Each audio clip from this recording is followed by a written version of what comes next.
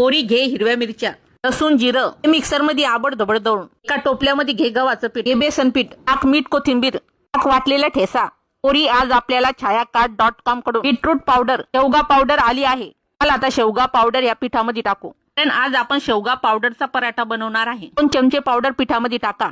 कच्चा कापलेला कांदा, तेल, पाणी टाका. पिठाचा गोळा घट्ट मळून घ्या. ही शेवग्याची पावडर खाल्ल्याने रोग प्रतिकार शक्ती वाढते, कॅल्शियम भेटतं, हाडं मजबूत होतात. पीठ मळणं झालं की एक गोळा घ्यायचा, उड्या पिठामध्ये चांगला घोसाळायचा, नंतर उंडा पातळ लाटून घ्यायचा. जास्त मोठ्या साईजचे पराठे लाटायचे नाही पोरी. पराठा लाटणं झालं की पराठ्याच्या मधात भुसकं करा. लाटलेला पराठा गरम तव्यावर टाका.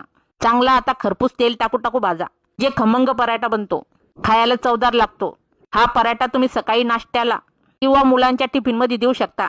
मग तुला पण हवी असेल शेवगा पावडर, तू छायाकार्ट.com वरून ऑर्डर करू शकते. पोरी तू हा पराठा शेंगदाण्याच्या चटणी संग, दही सोबत किंवा असं खारा संग खाऊ शकते. चला आता बनला पराठा, घ्या खाऊन.